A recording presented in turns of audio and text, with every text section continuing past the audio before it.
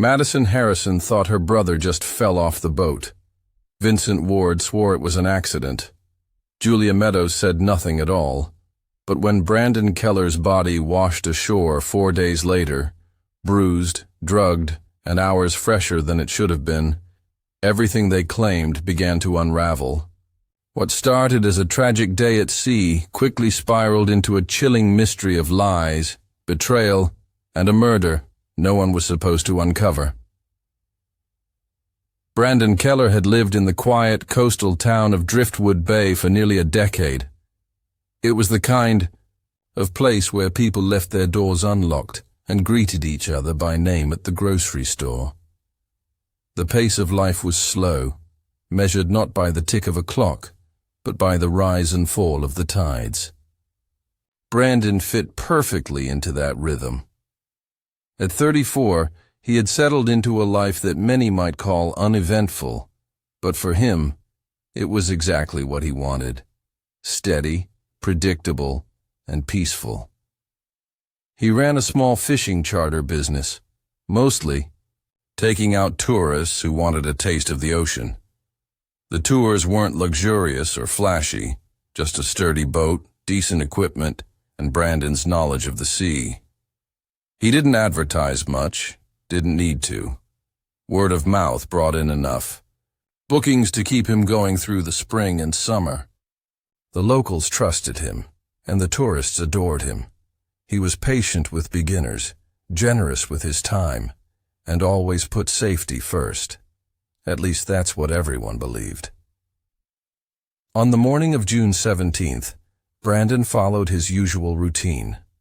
He woke up at dawn, made a pot of black coffee in his one-bedroom apartment overlooking the harbor, and read the weather report while the sun cast a golden glow over the water. The forecast was clear, calm winds, smooth seas, a perfect day for a half-day fishing tour.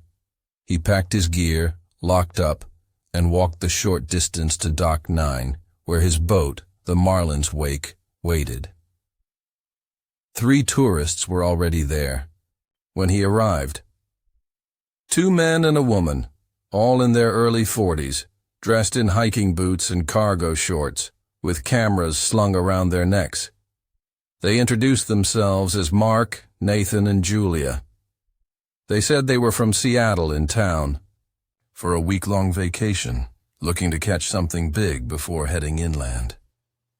Brandon helped them aboard, gave his usual safety talk, and pointed out the emergency equipment. They laughed at his sea jokes and seemed relaxed, just like any other group he'd taken out 100 times before.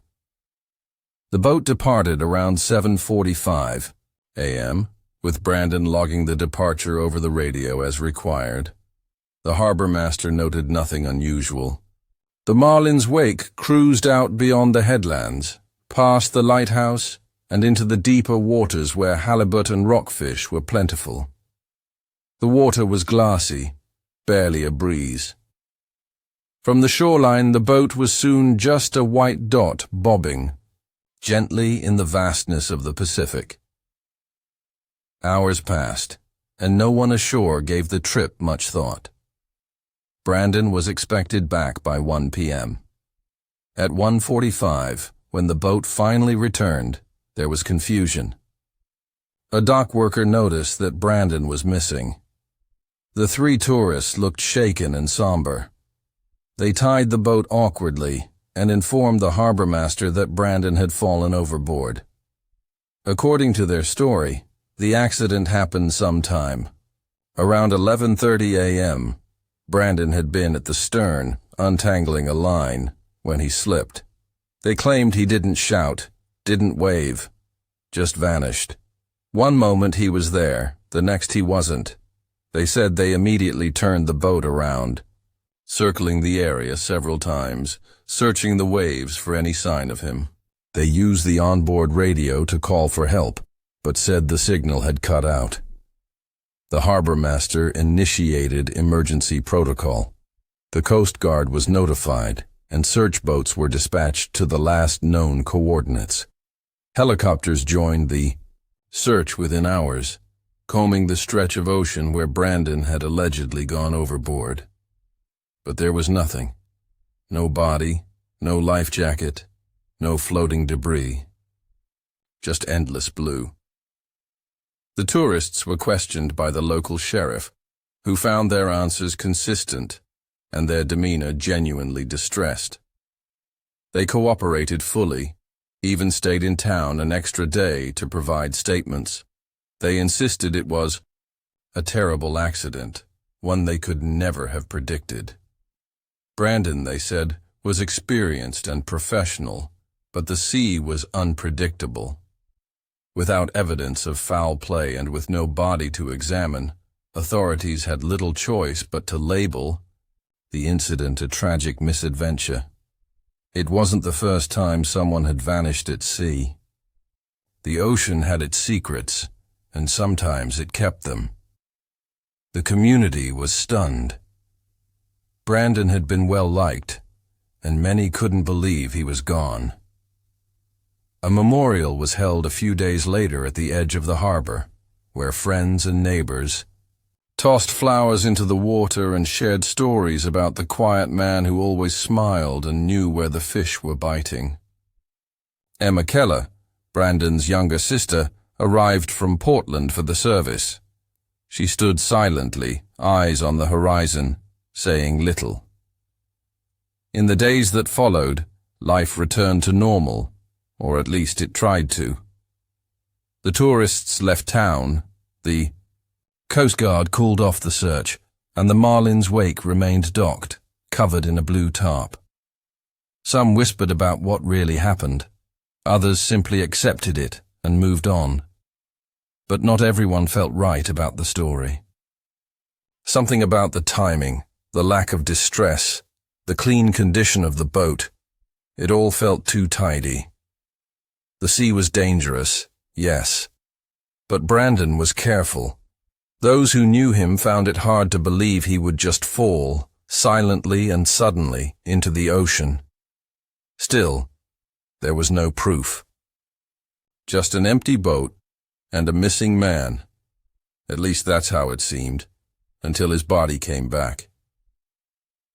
4 days after Brandon Keller was reported lost at sea, his body washed ashore on a narrow, rocky beach 20 miles north of Driftwood Bay. It was early morning when a couple walking their dog stumbled upon the bloated figure lying face down in the surf, tangled in a patch of seaweed. At first, they thought it was debris, maybe a mannequin or a large fish, but as they got closer, the unmistakable shape of a human form became clear. They contacted the authorities immediately. Within an hour, the beach was taped off, and local police stood watch while the county coroner examined the body. The news traveled fast. By noon, Driftwood Bay was buzzing again. Brandon Keller had returned, though not in the way anyone had hoped. The coroner, Dr. Eliza Monroe, had handled plenty of drowning cases in her 25 years of experience, but something about this one made her pause. The first oddity was the state of the body. After 4 days in the ocean, she expected more decay, more damage from sea life. Instead, Brandon looked as if he had been in the water for no more than a day. His skin was pale and swollen, but not to the degree she would anticipate after such a long submersion. The second anomaly was his clothing. Brandon was still dressed in his usual work gear, cargo pants, a gray fishing shirt, and his black boots. But his pockets were empty. His wallet, phone, and boat keys were missing. This wasn't necessarily unusual. Currents and scavenging fish often stripped bodies of personal items. But the way the pockets looked, unzipped but clean, with no tearing, felt too deliberate, almost like someone had removed the items before he went into the water. When Dr. Monroe conducted the autopsy, the mystery deepened. Brandon's lungs were filled with salt water, confirming he had drowned. But the timeline didn't make sense.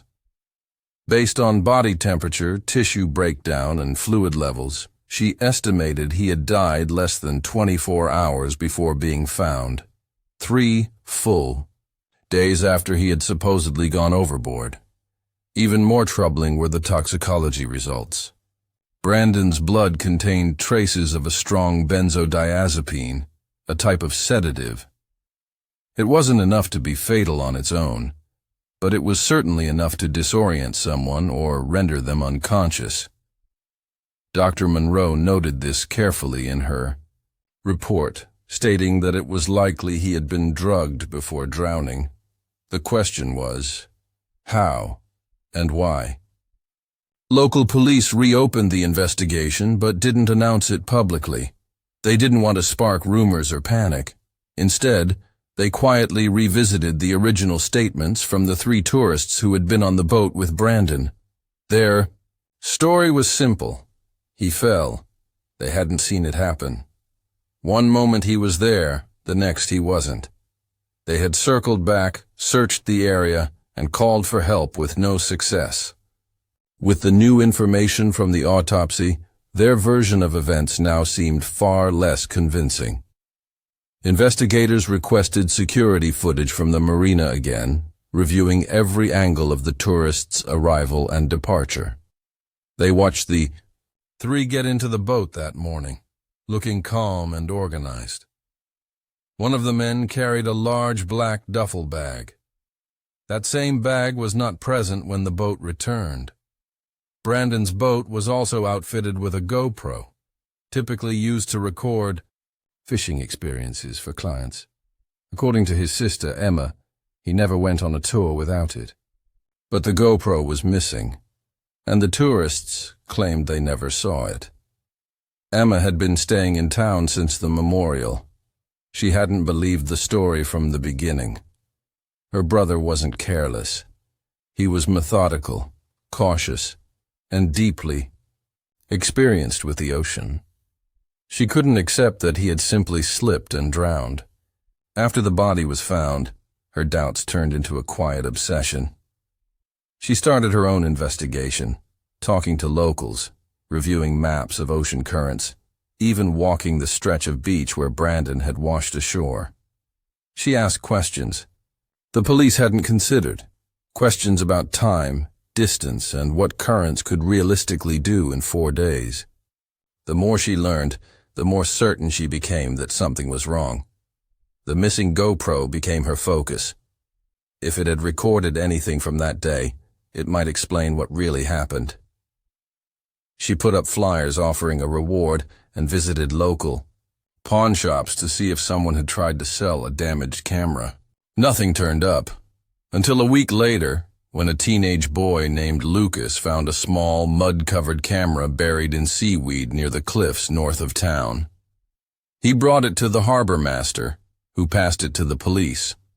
It was a GoPro, heavily water-damaged, but the serial number matched Brandon's. The memory card was still inside. Specialists were brought in to recover the footage. While the video was fragmented and some files corrupted, one sequence stood out. It showed the 3 tourists on the boat, laughing and talking. Brandon stood at the edge of the deck, securing a fishing line. The footage was shaky, but clear enough. The timestamp placed it at 10:47 a.m., well after the time the tourists claimed Brandon had fallen. Then, the camera appeared to be picked up, jostled, and turned away from the ocean. For a few seconds, it recorded chaos, feet shuffling, something falling, and a figure lying flat on the deck. The last recognizable frame showed Brandon motionless on the floor, one of the men standing over him. The video ended abruptly. This new evidence turned everything upside down. Brandon hadn't just fallen. He had been incapacitated, possibly attacked. The presence of the sedative in his system, the missing personal items, the strange timeline, all of it painted a very different picture from the one the tourists had told. Now, the death of Brandon Keller was no longer just a tragic accident at sea. It was something far darker, The discovery of the GoPro camera changed everything. Up until that moment, Brandon Keller's death had been a quiet tragedy, buried under paperwork and assumptions. But now it was a puzzle with missing pieces and dangerous possibilities. The footage was brief and incomplete, but it showed enough. Brandon was alive well after the time the tourists claimed he fell overboard. He was on his feet, working calmly on the deck, completely unaware that he was being watched. Then the camera was picked up, and what followed was a blur of movement. Confusing, but telling.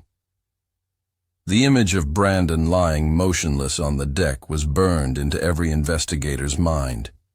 He hadn't fallen. Something had happened, something deliberate.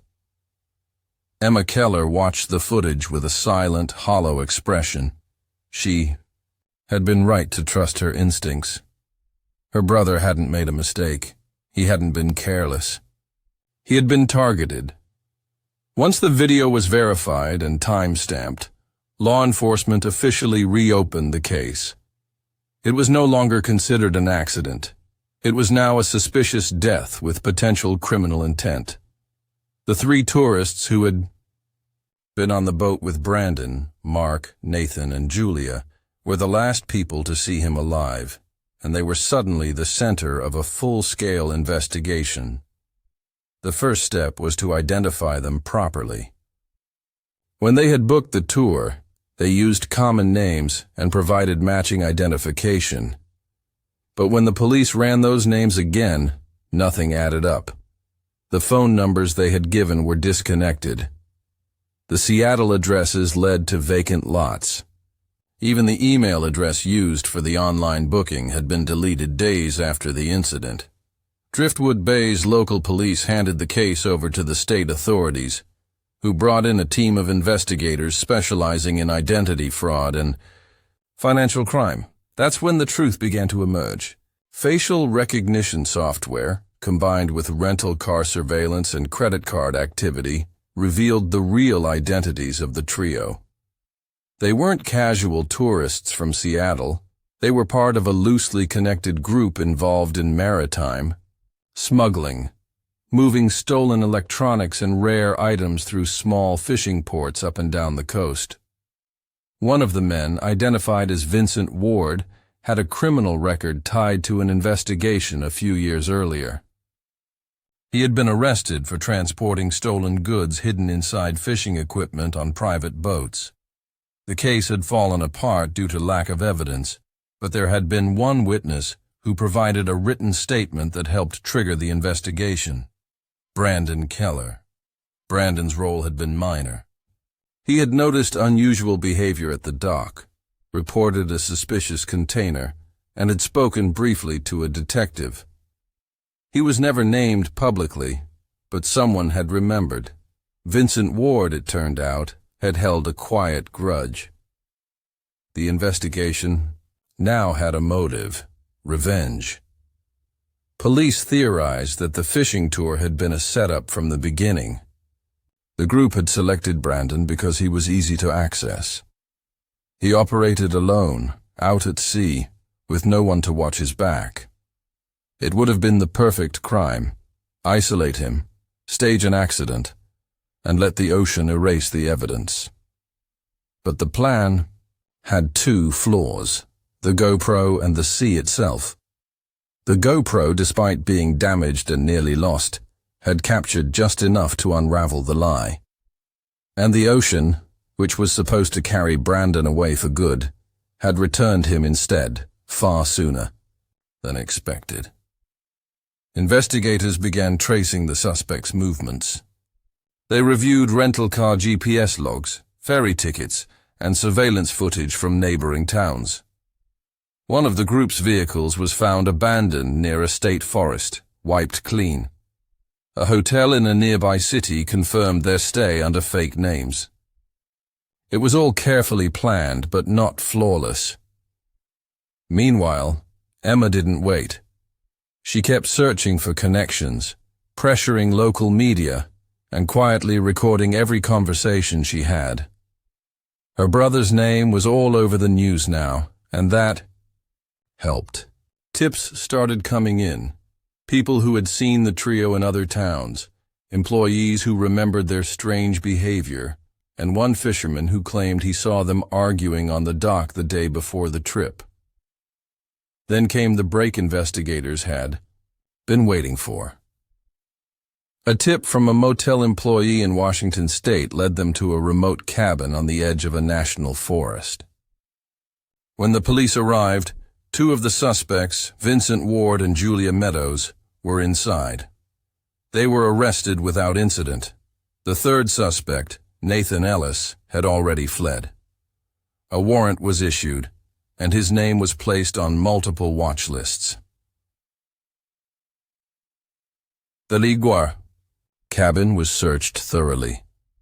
Inside, investigators found items linking them directly to Brandon's death. A backpack with Brandon's missing wallet, a burner phone containing text messages referencing the tour, and a laptop with digital maps of the Driftwood Bay coastline. The evidence was overwhelming. Vincent refused to speak, but Julia eventually broke. Her story filled in the final details.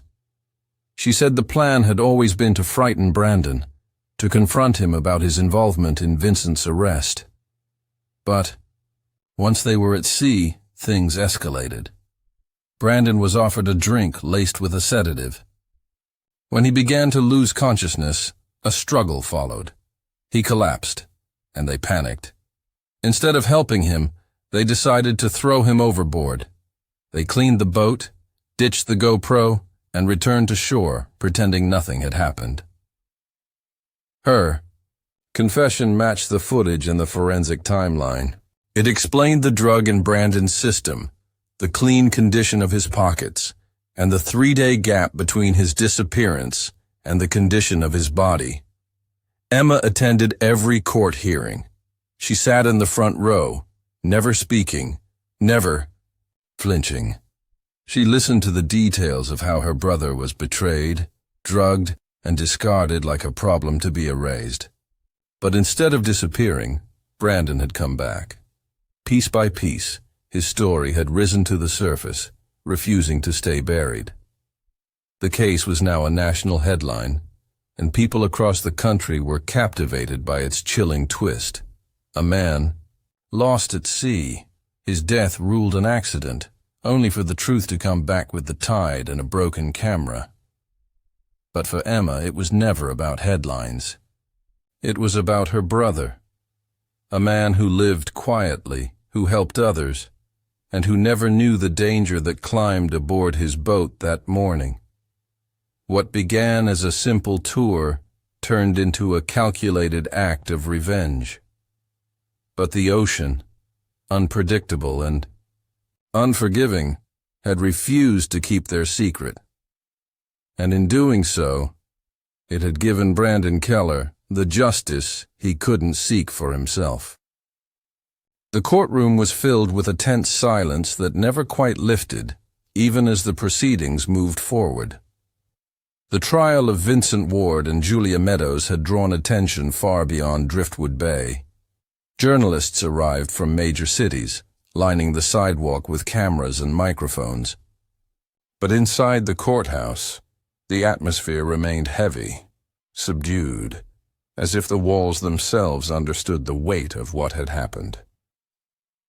Emma Keller sat alone in the front row during every hearing, her posture rigid, her eyes focused on the floor. Unless evidence was being presented. Her brother's face appeared in photographs projected on the courtroom screen, smiling, fishing, guiding tourists along the open waters. The contrast between those images and the autopsy photos was brutal, yet necessary. The prosecution needed the jury to see the full arc of Brandon Keller's final day, from trusted guide to victim of a cold, calculated crime. Prosecutors built their case carefully. They began by reintroducing Brandon through the testimony of his friends and neighbors, people who described him as steady, honest, and deeply knowledgeable about the sea. They painted a picture of a man who lived a quiet life and asked little from the world. Then, They shifted focus to the events of June 17th and the people who had boarded the Marlin's wake with him. Every detail mattered. The inconsistencies in the tourists' original statements, the missing GoPro, and the unexpected reappearance of Brandon's body all fed into the narrative that this wasn't a tragic accident. It was a crime.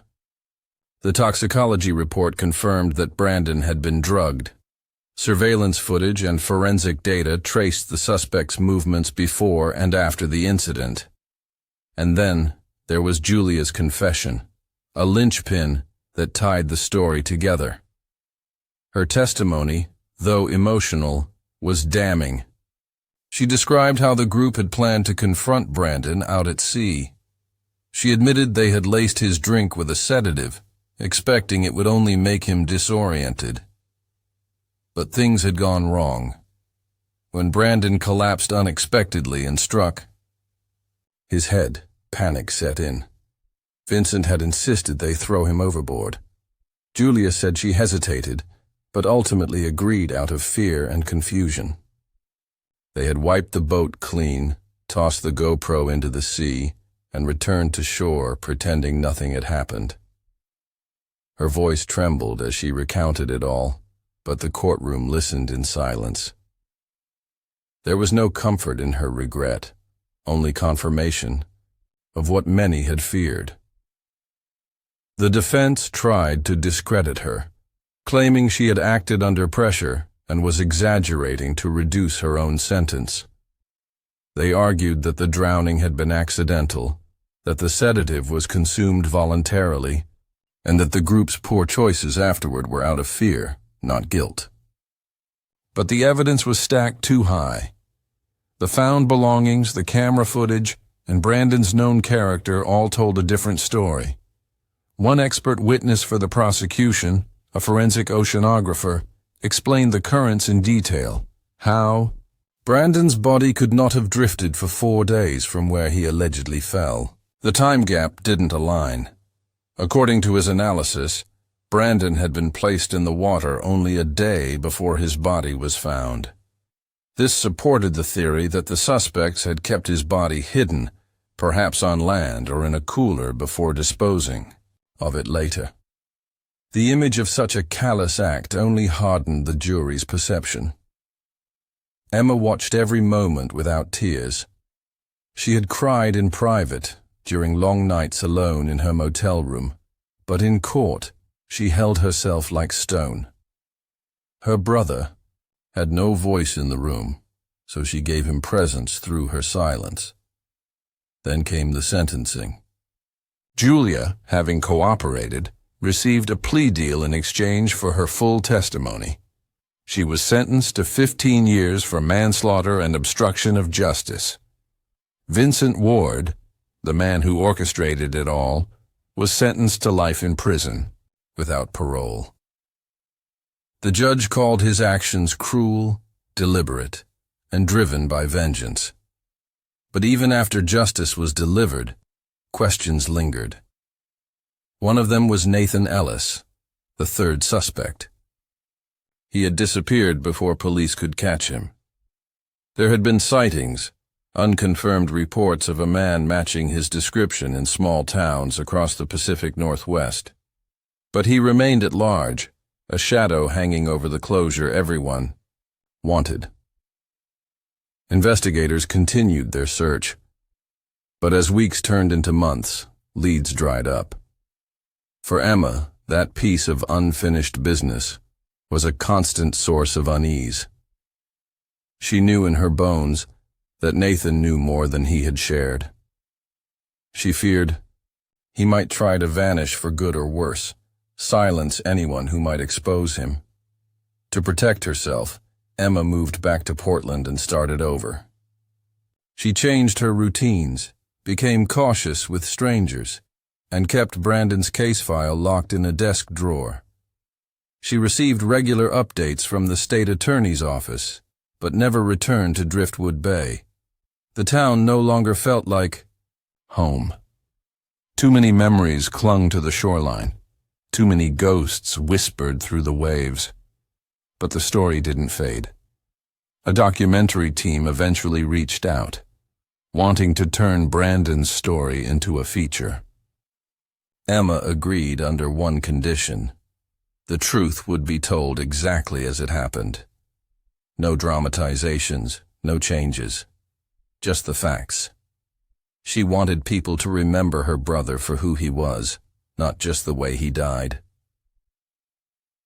The documentary aired a year later. Titled, "Everyone Thought He Just Fell Off the Boat," it chronicled the deception, the cover-up, and the eventual unraveling of the lie. Viewers were drawn in by the simplicity of the title and stunned by the layers beneath it. It sparked national conversations about justice, maritime crime, and the fragility of truth when a story is told by the wrong people. For a while, Emma received letters, strangers offering condolences, others sharing similar stories of loss and unanswered questions. Some thanked her for not giving up. Others simply said they had never realized how easily a life could be taken and covered up beneath a carefully rehearsed lie. But for Emma, the ending wasn't just about bringing people to justice. It was about restoring her brother's dignity. Brandon had been erased by people who believed the ocean would keep their secret. But the sea had refused. It returned his body, preserved his final moments in a broken camera, and gave Emma the evidence she needed to fight back. Justice had been served, but closure remained incomplete. Nathan was still out there. The story wasn't fully over, yet in every meaningful way the truth had surfaced. The quiet man who took tourists out to sea was no longer a forgotten name in a police file. He was a reminder that even when evil tries to disappear into the waves, the truth can still find its way back to shore. In the months that followed the trial, Driftwood Bay slowly returned to its quiet rhythm. Tourists began booking charters. Again, boats left the harbor at sunrise, and the locals talked less about the tragedy that had shaken their town. But for Emma Keller, normal never returned. Though Vincent Ward and Julia Meadows were behind bars, the shadow of the case lingered, tall, dark, and unfinished. Nathan Ellis remained a ghost.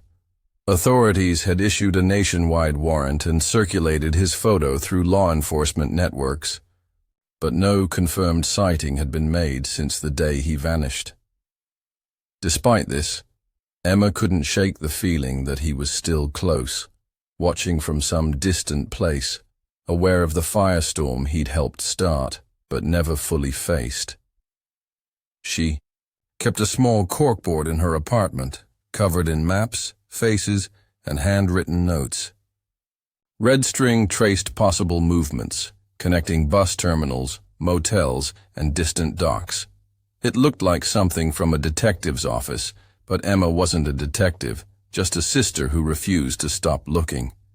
She emailed the case detective weekly and reviewed any tips passed along by the public.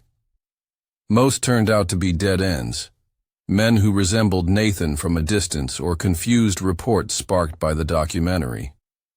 Still, Emma checked everyone.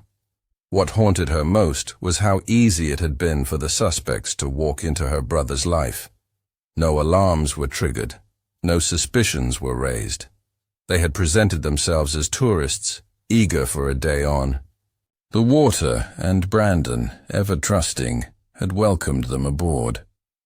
He had no idea he was hosting people who saw him not as a person, but as a problem to be erased. In late autumn, 5 months after the verdict, Emma received an unmarked envelope in her mailbox. Inside was a single photograph, a blurry image of a man walking through a coastal town wearing a hat pulled low and sunglasses. Scribbled on the back were the words, "Forks Edge, October 3rd.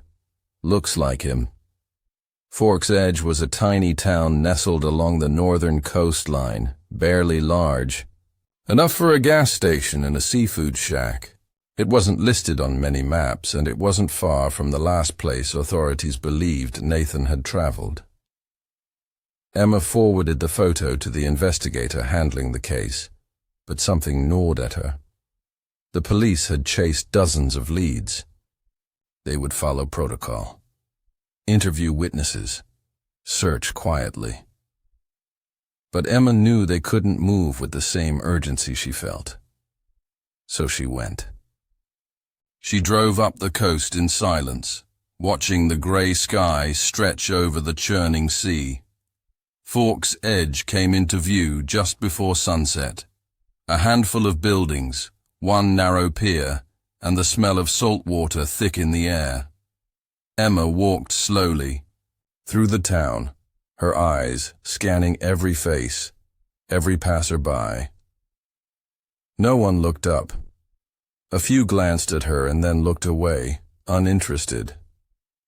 It was the kind of place where strangers came and went unnoticed. She found a small diner near the pier and asked the waitress about the man in the photo. The woman squinted at the image, then shrugged. "He might have come through," she said. "Lots of drifters lately. Some work the boats, some just pass through."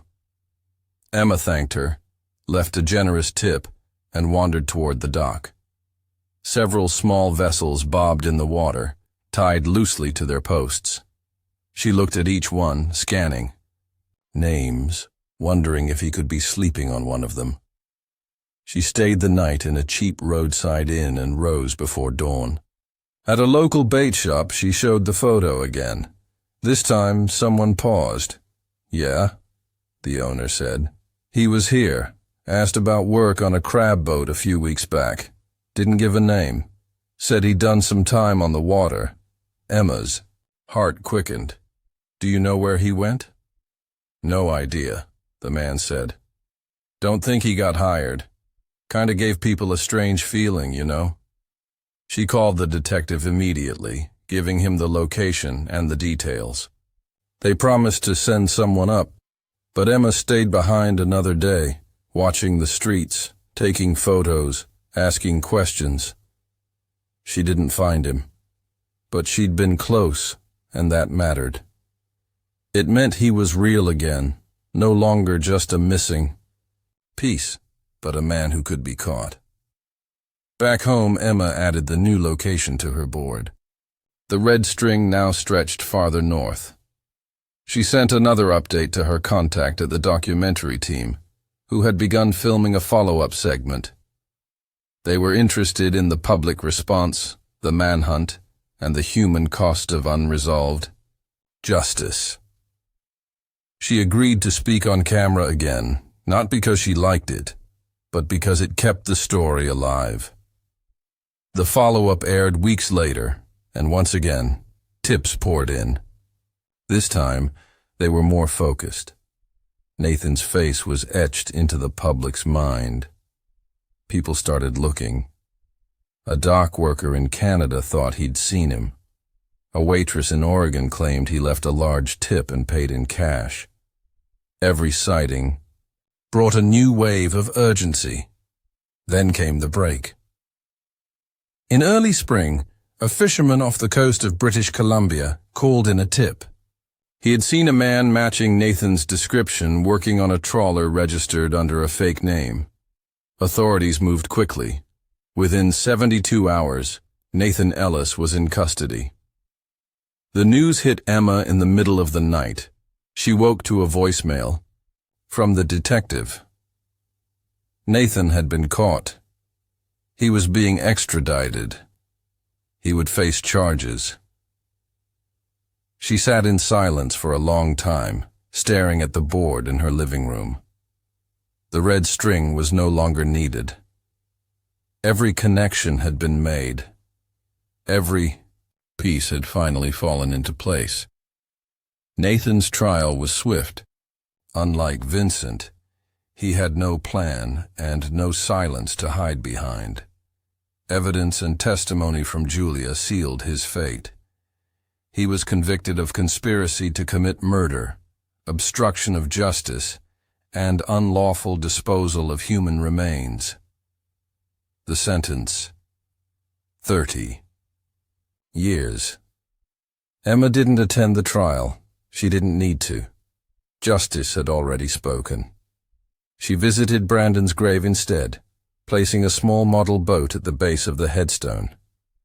It was handmade, carved from driftwood, and painted blue, just like the Marlin's wake. She whispered a quiet goodbye, not because she was moving on, but because she had finally brought him peace. The story of Brandon Keller began as a tragedy at sea, a presumed accident, a life swallowed by waves. But the truth, persistent and powerful, refused to sink. It rose from the water, surfaced in broken plastic and careful lies, and found its way to the light. People still remember the case, not just because of its twists, but because of what it proved, that even in silence, the truth waits. And sometimes it takes a sister's courage and the tide to bring it home.